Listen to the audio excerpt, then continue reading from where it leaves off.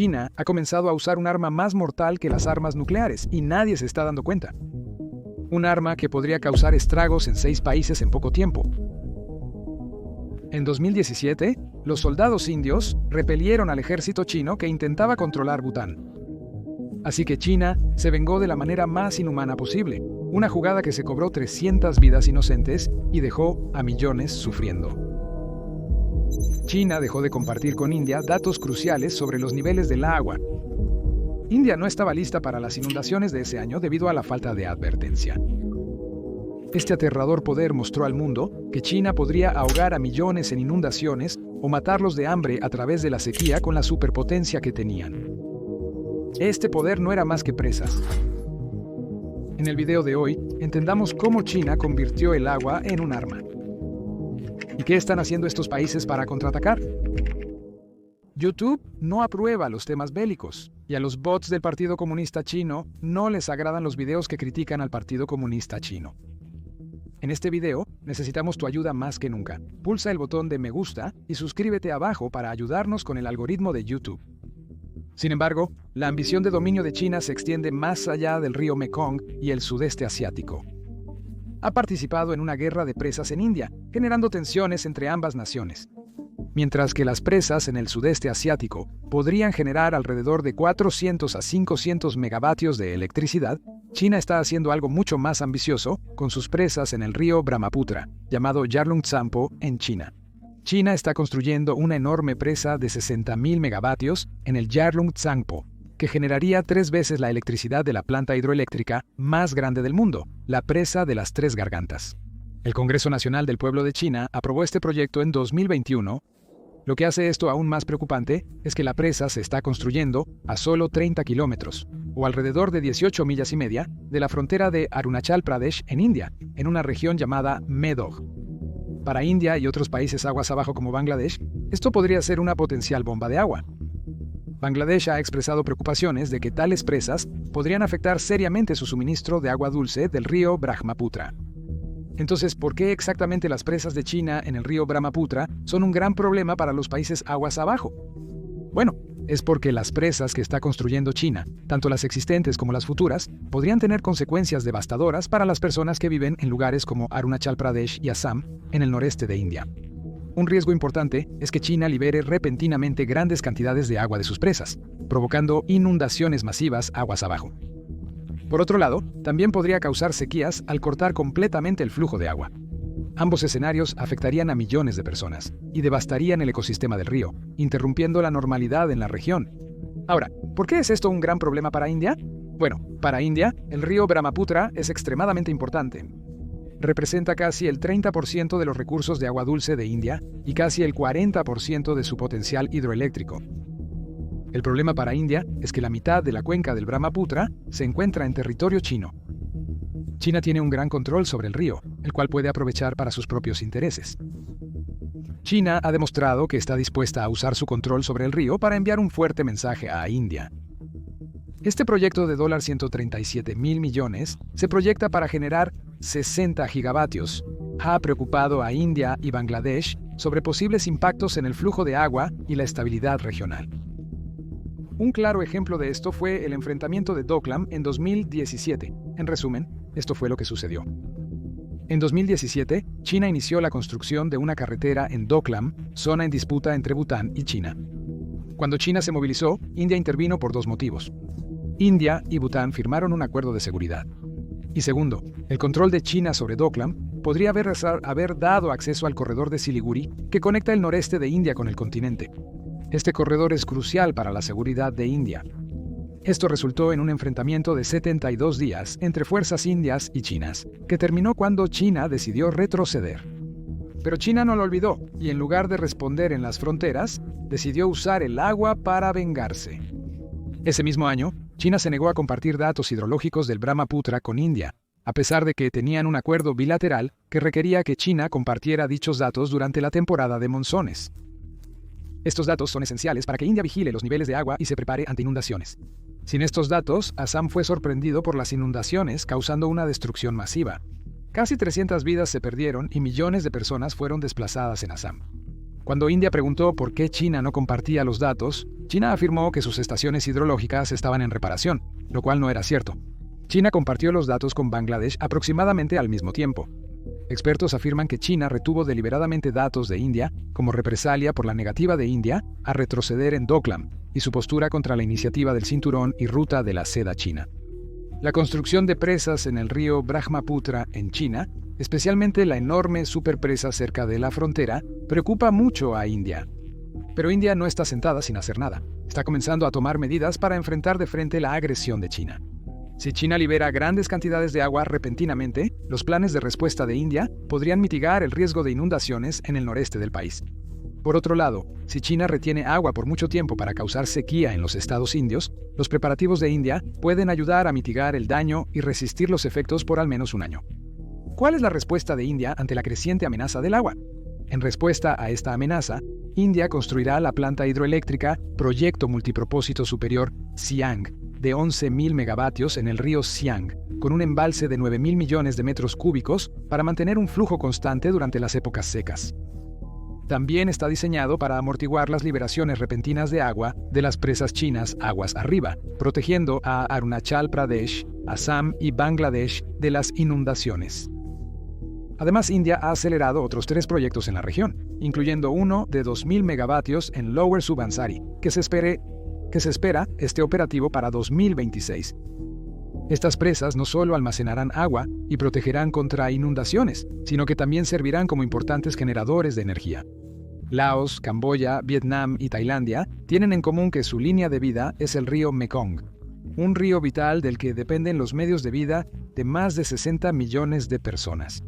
El Mekong sostiene más de 60 millones de vidas a medida que viaja por China y el sudeste asiático. El 4.909 kilómetros o aproximadamente 3,51 kilómetros, siendo el 7º río más largo de Asia. Se origina en la meseta tibetana y fluye por China, Laos, Myanmar, Camboya, Tailandia y Vietnam. ¿Por qué es tan importante este río y cómo sostiene a millones de vidas? En el fértil delta del Mekong en Vietnam, este río es transformador. Apoya casi el 27% del Producto Interno Bruto del país y ayuda a cultivar cerca de la mitad del arroz de Vietnam. Eso es aproximadamente 24.8 millones de toneladas métricas. Alimenta más del 40% de la agricultura del país y aporta casi el 65% de sus ganancias por exportación de frutas. Bastante loco, ¿verdad? Y nada de esto sería posible sin las enormes inundaciones de la temporada de lluvias del río. De mayo a octubre, las inundaciones llegan al lago Tonle Sap de Camboya, fenómeno conocido como la inversión del Tonle Sap. Durante este tiempo, el lago se expande hasta 60 veces su tamaño en temporada seca, convirtiéndose en la pesquería interior más productiva del mundo. A pesar de los daños anuales de $60-70 millones por inundaciones, la Comisión del Río Mekong calcula beneficios de $8-10 mil millones en pesca, agricultura y agua dulce. Camboya depende significativamente del río Mekong por su importancia vital para el país. La agricultura, la silvicultura y la pesca representan el 16.7% de la economía de Camboya en 2024 y su principal fuente es el Mekong. Además, los peces del Mekong proveen casi el 60% de las proteínas consumidas en el país. Más allá de la época de inundaciones, la región baja del Mekong es conocida como la cuenca del arroz de Asia. Aún en los meses secos, el delta de Vietnam produce alrededor de 24 millones de toneladas métricas de arroz, garantizando la alimentación de millones de familias en la región. Anualmente, cerca de 18 millones de metros cúbicos de sedimento nutrido llega al delta del Mekong en Vietnam.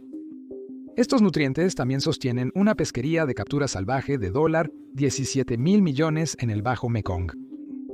En 2024, el delta del Mekong produjo cerca del 80% de los camarones y el 95% del pescado pungasius de Vietnam, contribuyendo a exportaciones de mariscos por unos $10 mil millones. Y la mayoría de esto está en riesgo, no directamente por China, sino por un pequeño país, Laos. Laos se ha aliado con China para construir presas hidroeléctricas. Las exportaciones de electricidad generaron $980 millones estadounidenses en 2024, representando cerca del 15% de las ganancias por exportaciones del país. Pero hay un costo oculto. Esas presas atrapan sedimentos valiosos y bloquean a los peces en sus rutas migratorias, empujando al 19% de las especies de peces del Mekong hacia la extinción, amenazando la comida y los empleos de las personas de Tailandia, Vietnam y Camboya río abajo. Alrededor del 23% de la cuenca del Mekong se ubica en Tailandia, y casi 1 de cada 3 de sus 71,5 millones de habitantes vive en ese corredor noreste. Pero el Mekong ofrece mucho más que dinero y empleos. El Gran Mekong es uno de los hábitats de vida silvestre más ricos del mundo. Es hogar de más de 1.300 especies de peces, alrededor de 20.000 especies de plantas, 1.200 aves, 800 reptiles y anfibios, y 430 mamíferos, incluyendo el raro delfín de Irrawaddy y el gigantesco bagre del Mekong. La armonía reinaba entre personas, granjas, bosques y vida silvestre hasta la aparición de una nueva amenaza. No balas ni deudas, sino algo mucho más insidioso. Aunque el río serpentea a través de Laos, Tailandia, Camboya y Vietnam, en realidad comienza en la meseta tibetana de China. A partir de 2024, China ha construido o planea construir al menos 193 presas hidroeléctricas en el Tíbet desde el año 2000. Verás, en la meseta tibetana de China, el río se divide en dos partes. La cuenca superior constituye aproximadamente el 24% del Mekong y se encuentra principalmente en China, donde se le llama Langkang. La cuenca inferior fluye a través de Laos, Tailandia, Camboya y Vietnam. Pero esto no es ni una fracción de las presas que China ha construido. El afecto de China por las represas es bien conocido. Hoy en día, hay más de 98.000 presas y embalses en todo su territorio, la mayoría de ellas en Tíbet. En el río Mekong, la primera gran presa hidroeléctrica fue Mang Wan, finalizada en Yunnan en 1995. Pero China no se detuvo ahí. En las siguientes décadas construyó 12 presas más en el río principal y al menos 95 en sus afluentes. En total, hay 12 megapresas funcionando en el tronco principal del Mekong dentro de China. 2 de ellas almacenan más del 50% del agua activa del río, una asombrosa cantidad de 10 billones de galones, suficiente para llenar 15 piscinas olímpicas. Estos embalses riegan granjas y ciudades de China, además de generar energía hidroeléctrica para su creciente mercado energético. Según Philip Hirsch, experto en el Mekong, estas presas han transformado el río que antes fluía libremente en una serie de embalses escalonados. China ahora puede controlar el flujo del río, usando el agua como herramienta contra sus vecinos. De hecho, los aterradores efectos de estas presas se hicieron visibles pronto. Entre 2019 y 2024, el flujo de agua del río Mekong alcanzó su nivel más bajo en décadas, con niveles que disminuyeron hasta un 60% durante los periodos más secos, y algunas áreas viendo una reducción del 40% en los niveles de agua. Según expertos, este desastre ocurrió por 4 razones principales, siendo la primera una sequía sin precedentes que secó el río. Además, el cambio climático vuelve el clima más impredecible. Tercero, un efecto de El Niño, que básicamente significa que el agua superficial de los océanos se calentó, cambiando los patrones de lluvia y secando las tierras. Y cuarto, el impacto del almacenamiento y control del agua por las enormes presas construidas río arriba en China. ¿Qué logró China con esto? La sequía causó altas temperaturas y bajos niveles de oxígeno, empeorando la situación. Toneladas de peces murieron y alrededor de 2.5 millones de personas fueron afectadas directamente, perdiendo su alimento, empleo e ingresos. En Camboya, la escasez de lluvia resultó en menos agua disponible para generar electricidad. La producción eléctrica de Camboya, que depende mayormente de la hidroeléctrica, 30%. La situación empeoró en 2020, con los niveles del río disminuyendo casi 2/3. Según un informe de la Comisión del Río Mekong, alrededor del 60% de la cuenca baja del Mekong fue golpeada por una severa sequía en julio de 2020. No fue solo cualquier sequía, fue la peor sequía jamás registrada en la historia de la región. Este desastre provocó pérdidas de unos $650 millones y afectó gravemente a 17 millones de personas en la región del Delta. Si piensas que este fue el final de los problemas, en realidad empeoró. Un estudio de Eyes on Earth revela que en 2019, durante 6 meses, las represas de China bloquearon una gran cantidad de agua que fluía hacia el Bajo Mekong.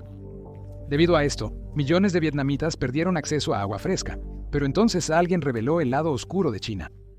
Según Nguyen Lan Chao, subdirector de una agencia de investigación del gobierno vietnamita, desde 1991, las estaciones de monitoreo chinas no han compartido datos de precipitación ni cómo operan sus represas. Esto es un gran problema, porque cuando un país aguas arriba como China comparte datos de flujo de río y precipitaciones, ayuda a los países aguas abajo como Vietnam a prepararse mejor, dándoles tiempo para hacer pronósticos, emitir advertencias y salvar vidas. Pero sin esos datos, Vietnam y otros países están indefensos. Pero Vietnam no fue el único afectado. Los problemas se propagaron velozmente a otras naciones. En 2019, durante la temporada de lluvias, Chongsen, una de las ciudades más famosas de Tailandia, recibió solo el 46% de su agua habitual. Esto indica que recibió aproximadamente 7 cuatrillones de galones menos de lo usual. En 2020, el flujo de agua durante la temporada de lluvias en Chongsen fue un 63% menor en comparación con 2018. En la temporada de lluvias 2023-2024 en Chongsen, el caudal del río fue muy inferior al promedio por la disminución de lluvias en la parte alta del río en China y las operaciones de la presa. El centro Stimson señala que el flujo en la primera mitad de la temporada de lluvias fue cerca del 50% del promedio, con una disminución del 48% en septiembre por las restricciones de las presas chinas. Y Camboya también se vio afectada. La provincia de Stung Treng solo recibió alrededor del 71% de su agua habitual, lo que significa 22.5 billones de galones menos de lo normal.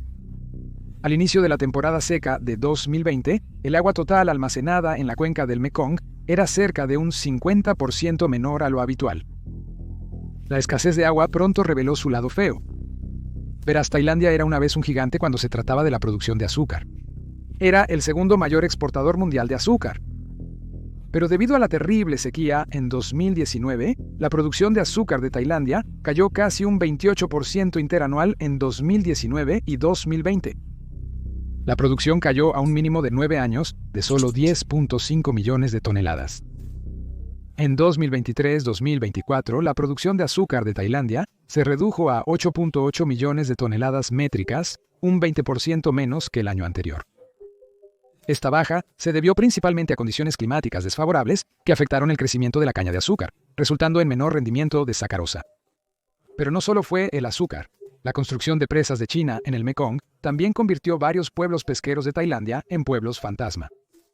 Los cambios en el flujo del río redujeron la cantidad de peces, arroz y algas fluviales, de los cuales muchas personas dependen para su sustento. Según la Comisión del Río Mekong y Eyes on Earth, durante la sequía en Laos, el flujo de agua debió ser de unos 5.000 metros cúbicos por segundo en la época de lluvias. Pero debido a las presas aguas arriba, solo fue de alrededor de 4.000 metros cúbicos por segundo. La sequía de 2019 sorprendió al mundo debido a lo extremo que se volvió la situación. Sin embargo, el daño a los países aguas abajo había comenzado mucho antes, poco después de 2007. Entre 1910 y 2007, el flujo de la temporada de lluvias del Mekong promedió alrededor de 370.3 kilómetros cúbicos. Pero de 2008 a 2021, ese número cayó a solo 302.4 kilómetros cúbicos. Esa es una gran diferencia de 67.9 kilómetros cúbicos. Para darte una idea de lo masivo que es suficiente agua para llenar alrededor de 27.160 piscinas olímpicas. De esta manera, los países río abajo empezaron a sentir una presión mayor. Pero China no está frenando, incluso después de tanta destrucción. Se planean o construyen 8 presas adicionales en el curso principal del río dentro de China. Pero espera, las presas chinas no están limitadas solo a China. El dato más impactante es que ya existen 45 grandes presas construidas en el río Mekong. Ahora, ya sabemos que China tiene 11 de ellas, pero ¿qué pasa con las otras 34? Aquí es donde Laos entra en escena. Laos es el segundo país, después de China, con 21 presas principales que contienen alrededor del 37% del almacenamiento activo total. Tailandia continúa con 7 presas, que representan el 7.1% del almacenamiento activo. Le sigue 2.1% y Vietnam con el 1.3% del almacenamiento activo total. ¿Por qué Laos construye tantas presas? Una gran razón es el sueño de Laos de ser la batería del sudeste asiático. Otra razón, la iniciativa del Cinturón y la Ruta de China, un enorme proyecto multibillonario para construir infraestructuras y conectar más de 100 países a nivel mundial. China ya ha invertido casi $900 mil millones en casi 140 países. Y sí, Laos es uno de ellos. La influencia china en los proyectos de infraestructura y conectividad de Laos es inmensa. De hecho, Laos debe reembolsar entre 1.200 y 1.400 millones de dólares anuales durante un periodo de 5 años. A fines de 2020, Laos enfrenta una severa crisis de deuda, con su deuda pública total alcanzando cerca de $13.800 millones, equivalente al 108% de su Producto Interno Bruto. De esto, cerca de la mitad, unos 6.900 millones de dólares, se debe a China, convirtiéndola en el mayor acreedor. Esta deuda se ha adquirido principalmente mediante grandes proyectos de infraestructura, como presas hidroeléctricas en el río Mekong y un tren de alta velocidad de 6.000 millones de dólares que conecta China y Tailandia vía Laos. No obstante, la economía de Laos ha logrado sobrevivir a lo largo de los años. Esto se debe principalmente a una cosa: las presas. Las presas son esenciales para la economía de Laos. La electricidad es el principal producto de exportación de Laos, generando cerca de $1.960 millones, siendo Tailandia el mayor comprador.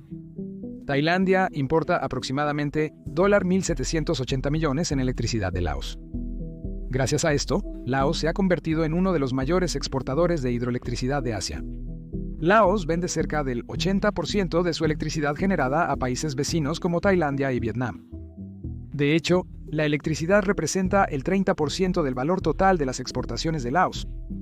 Y la hidroeléctrica proporciona un enorme 70% de toda la energía que genera Laos. Pero el sueño de Laos de convertirse en la batería del sudeste asiático no es algo nuevo. De hecho, comenzó allá por los primeros años 2000.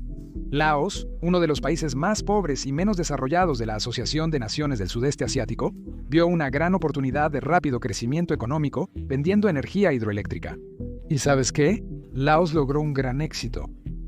En el 2000, la capacidad hidroeléctrica de Laos era de solo 400 megavatios. Para 2022 había aumentado a cerca de 7.000 megavatios.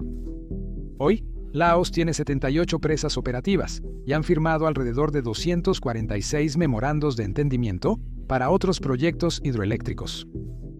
De hecho, para 2024 opera 81 plantas hidroeléctricas, contribuyendo a una capacidad instalada total de más de 11.600 megavatios. Solo en el río Mekong, Laos ya tiene 2 grandes presas en funcionamiento, una presa en construcción y 6 más planeadas para el futuro. Laos está confiado porque se espera que la demanda de energía en los países de la Asociación de Naciones del Sudeste Asiático aumente un 60% en las próximas 2 décadas. Laos apuesta fuerte a esto, ya que está bien posicionado para proveer energía limpia y accesible a sus países vecinos. Pero el sueño de Laos de ser la batería del sudeste asiático depende de China, no solo financieramente. Laos depende de los fondos chinos para construir estos proyectos. Pero más importante aún, Laos depende del flujo constante de agua de las presas chinas río arriba. Así que, si China decide cambiar el flujo, podría paralizar la economía de Laos rápidamente. China ha usado su dinero y poder para expandir sus proyectos de la franja y la ruta en Laos, pero con condiciones tan duras que Laos obtiene poco beneficio. Un gran ejemplo de esto es el proyecto hidroeléctrico en cascada del río Nam O. El proyecto consistió en construir 7 presas en Laos, con una capacidad total de generación de energía de 1.27 gigavatios. La trampa es que la empresa china Power Construction Corporation, también conocida como Power China, tiene una participación mayoritaria del 85% en este proyecto. Tanto la experiencia como la financiación provinieron de China. China invirtió $2.800 millones de dólares estadounidenses para realizar este proyecto. Al inicio, parece beneficioso para Laos. Obtienen presas y electricidad nuevas sin tener que pagar la mayor parte. Pero las cosas no son tan buenas como parecen. El proyecto es propiedad de Power China Resources y está operado por ellos bajo un contrato de construir, operar, transferir, construir, operar, transferir. Esto implica que China manejará las presas y retendrá todas las ganancias durante los primeros 29 años. Después de 29 años, estas presas por fin serán entregadas a Laos. Pero para los laosianos, este proyecto se ha vuelto una verdadera pesadilla. Las presas han afectado gravemente la delicada ecología y biodiversidad de la cuenca del río Nam O, un sustento vital para miles de personas que dependen de ella para su supervivencia. Miles de personas fueron desplazadas durante la construcción de la presa. China está construyendo numerosas presas, al punto que el 81% de todas las presas chinas en el extranjero, en la cuenca del Mekong, se encuentran en Laos. Según expertos, una de las principales razones por las que China construye tantas presas en Laos es para comprar su electricidad y así evitar daños en su propio medio ambiente y ecología dentro de sus fronteras. De hecho, la provincia china de Yunnan es uno de los principales compradores de la electricidad generada por las presas en Laos. Pero Laos no es el único país atrapado en la red de la iniciativa de la Franja y la Ruta de China. Hay otro país del sudeste asiático donde las presas chinas han destruido miles de vidas. El 17 de diciembre de 2018, el primer ministro camboyano Hun Sen y funcionarios de la empresa china, China Huaneng Group, celebraron la inauguración de la presa Lower Sessan 2 en Camboya. Pero mientras los líderes posaban para las cámaras, la verdad permanecía oculta. Solo quienes lo perdieron todo conocían la oscura realidad tras estas celebraciones. La presa Lower Sessan 2 es la presa más grande construida por China en Camboya. No solo es grande, sino también una de las presas más anchas de Asia, extendiéndose por más de 6 kilómetros. Este enorme proyecto fue construido y es operado por la empresa estatal china, Grupo Huaneng. Aunque el Royal Group de Camboya y la empresa estatal de Electricidad de Vietnam tienen pequeñas participaciones, China mantiene la mayoría de la propiedad del proyecto. Los bancos gubernamentales chinos proporcionaron la mayoría del dinero, alrededor de $800 millones según informes. Esta enorme 400 megavatios fue construida como parte de la iniciativa del Cinturón y la Ruta de China, con el objetivo de suministrar casi el 80% de la electricidad necesaria para Phnom Penh, la capital de Camboya. Pero realizar este sueño tuvo un costo enorme. Inundaron 34.000 hectáreas de tierra boscosa, y para darte una idea de cuán grande es, podrías caber alrededor de 45.333 campos de fútbol en esa área. Desde que se completó la presa, miles de camboyanos han perdido sus hogares y su forma de vida. Cerca de 2.700 familias, un total de 5.000 personas aproximadamente, fueron desplazadas. Familias que vivieron allí por generaciones. Antes de que comenzara la construcción, muchos lugareños intentaron alzar sus voces. Pero según los informes, las autoridades camboyanas y los funcionarios de la empresa ignoraron en su mayoría sus preocupaciones. La gente tuvo que aceptar pagos mínimos por sus tierras y hogares perdidos. Fueron reubicados en zonas con viviendas y servicios deficientes, sin la capacitación o asistencia necesaria para iniciar nuevos empleos. Además, otras comunidades cercanas al río, afectadas por la presa, no recibieron compensación ni ayuda alguna. Muchos lugareños que una vez vivieron felices pescando, cultivando y recolectando de los bosques, de repente encontraron imposible sobrevivir. El grupo China Huaneng ofreció un pequeño trato a los aldeanos desplazados. O bien un terreno de aproximadamente 5 hectáreas en un sitio de reasentamiento, más una casa preconstruida o alrededor de $6.000 estadounidenses para construir una casa ellos mismos. Pero había un truco. Las nuevas áreas de reasentamiento estaban lejos de sus antiguos lugares de pesca y los $6.000 ofrecidos no alcanzaban para construir una casa de calidad. Muchas familias se quejaron de que el suelo era rocoso y no fértil, por lo que sus cultivos no crecían bien. Incluso si quisieran mejorar la cosecha, necesitarían fertilizantes, pero la mayoría no podía permitírselos. Para colmo, el agua en estos nuevos lugares estaba contaminada. Muchos afirmaron que el agua era tan mala que debían comprarla, algo que nunca antes habían hecho. Pero la verdadera pesadilla para los camboyanos recién comenzaba. La construcción de la presa destruyó las 3 principales fuentes de ingresos de miles de lugareños. Primero, la presa acabó con los peces del río Mekong. La pesca no era solo una forma de alimentar a sus familias, también era una fuente importante de ingresos. Pero cuando se construyó la presa, se cortaron 2 ríos importantes que eran afluentes principales del Mekong. Además, el enorme embalse de la presa bloqueó el movimiento de los peces, interrumpiendo su alimentación y reproducción. El resultado fue devastador, con muertes masivas de especies de peces. Antes, las familias capturaban 40 kilos de pescado, ahora es difícil obtener incluso 2 kilos. Los peces grandes y valiosos que les generaban buen dinero casi desaparecieron. En segundo lugar, la presa bloqueó el limo, esa rica arena y tierra que el río transportaba durante las temporadas de lluvia. Previo a la presa, el limo abonaba naturalmente las tierras, ayudando a los agricultores a producir arroz y frutas. Sin embargo, al no haber nuevo limo, los campos perdieron su fertilidad y los rendimientos de los cultivos disminuyeron drásticamente. Y tercero, la inundación de los bosques eliminó otra fuente clave de supervivencia. Las personas que recolectaban recursos naturales de los bosques de repente se quedaron sin nada que recoger. Sus ingresos extra de los bosques casi desaparecieron, lo que genera una gran incógnita. ¿No sabía el gobierno camboyano todos estos peligros antes de aprobar la presa? Normalmente, cuando un país asume un proyecto tan grande, se espera que los beneficios superen ampliamente los riesgos, ¿no es así? Entonces, a menudo la dirección toma esa oportunidad esperando que funcione. ¿Era realmente tan crucial la presa para Camboya en este caso, o había otros factores detrás? La verdad es que no es que los gobiernos o las empresas involucradas no vieran venir el desastre. En 2008, una evaluación de impacto ambiental encargada por Electricidad de Vietnam, socio del proyecto, ya advertía sobre los efectos peligrosos. Señaló 4 problemas principales de manera clara. Primero, la presa desplazaría a un gran número de personas y las empujaría hacia áreas con tierras de cultivo de mala calidad.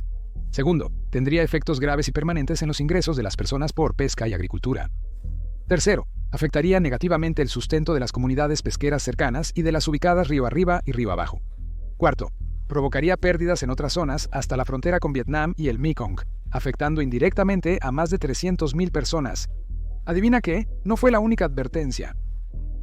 En 2012, un estudio independiente de la Academia Nacional de Ciencias de Estados Unidos también predijo los devastadores efectos de la presa.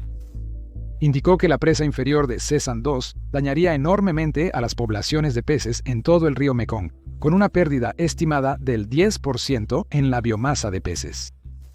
Antes de la aprobación de la construcción de la presa, comunidades locales, grupos de la sociedad civil camboyana e internacional y organizaciones medioambientales expresaron preocupaciones significativas sobre los derechos humanos debido a las advertencias.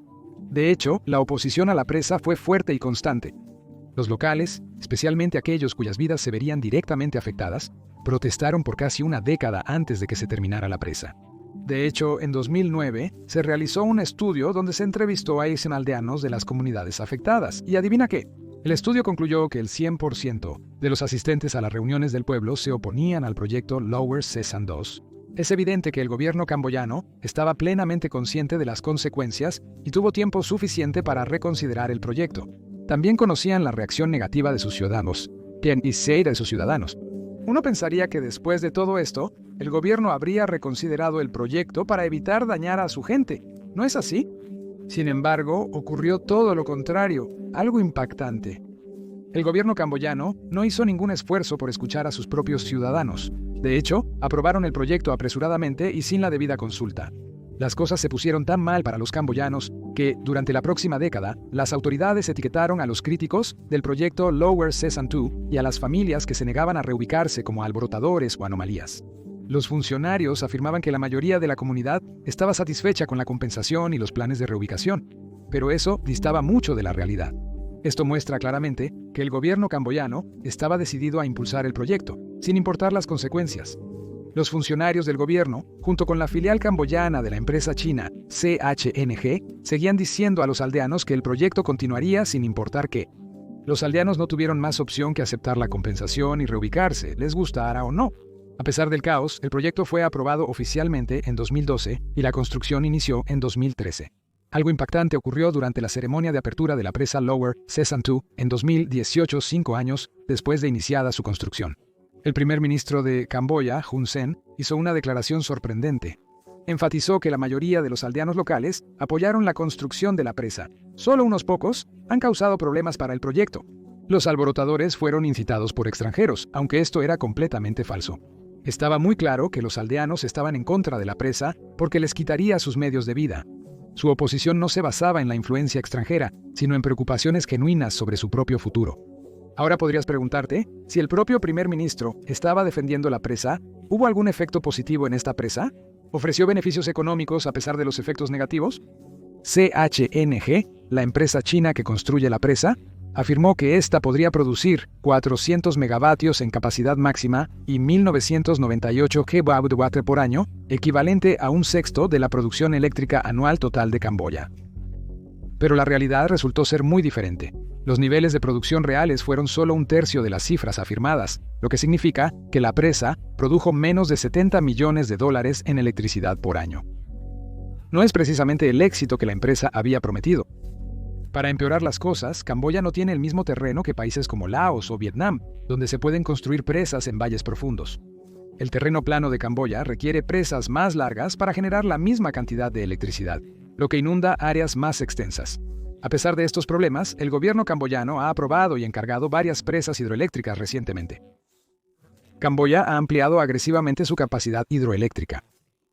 La presa Lower Ce San 2, en la provincia de Stung Treng, encargada en 2018, es el proyecto hidroeléctrico más grande del país con una capacidad de 400 megavatios La construcción de la presa hidroeléctrica Stong Tatailu en la provincia de Koh Kang comenzó en 2023 y finalizará en 2026. De igual forma, la construcción de la presa hidroeléctrica Stong Pursat 1 en la provincia de Prasat inició en 2023 y se espera que finalice en 2026. A finales del año 2023 se aprobaron 2 proyectos más en la provincia de Koh Kang. Entonces, ¿por qué el gobierno camboyano continúa con estos proyectos a pesar de los altos riesgos y escasas recompensas? ¿Cuál es el verdadero motivo? En 2008, el ente regulador detrás de la presa Lower Sessan 2 era Electricidad de Vietnam, una empresa eléctrica estatal vietnamita. Electricidad de Vietnam realizó las evaluaciones iniciales del proyecto de la presa entre 2008 y 2009. Sin embargo, con el tiempo, la propiedad del proyecto cambió de manos y las cosas empezaron a cambiar. En pocos años, la compañía vietnamita, que antes tenía una participación mayoritaria en el proyecto, vio su posición reducirse drásticamente. En 2012, la propiedad fue entregada a Hydropower Lower Sessan 2 Company Limited, una empresa conjunta liderada por el gobierno chino. Esta empresa conjunta incluía 3 entidades. Una subsidiaria del grupo Huaneng de China, llamada Hydro Long Kong International Energy, el Royal Group de Camboya y Electricidad de Vietnam. Ahora, aquí está el giro. Para el 2012, la entidad china controlaba el 51% del proyecto. El Royal Group tenía un 39% y a Electricidad de Vietnam le quedaba una participación minoritaria del 10%. En 2016, el gobierno chino y los documentos corporativos empezaron a describir la presa Lower Sessan 2 como parte de la iniciativa del Cinturón y la Ruta, lo que marcó el inicio de los problemas. Los medios estatales chinos lo etiquetaron como un proyecto clave de la iniciativa del Cinturón y la Ruta en Camboya, siendo uno de los 7 proyectos hidroeléctricos de dicha iniciativa en el país. Cuando China tomó el proyecto, el enfoque cambió totalmente. El objetivo principal de la empresa china se convirtió en completar la presa a cualquier costo, ignorando las preocupaciones previas de las comunidades locales. Algunos líderes comunitarios afirman que cuando las empresas vietnamitas estaban a cargo, había al menos consultas limitadas con las comunidades locales. Pero después de que la empresa china se hizo cargo, no hubo consultas reales con las personas que serían las más afectadas por la presa. Pero los problemas con la iniciativa de la Franja y la Ruta no solo ocurren en Asia. En todo el mundo están ocurriendo ejemplos como la presa Sawapiti de 450 megavatios en Guinea, uno de los más recientes. Este proyecto comenzó a operar en diciembre de 2020. ¿Y adivina qué? El embalse de la presa inundó 101 pueblos y obligó a 16,000 personas a abandonar sus hogares.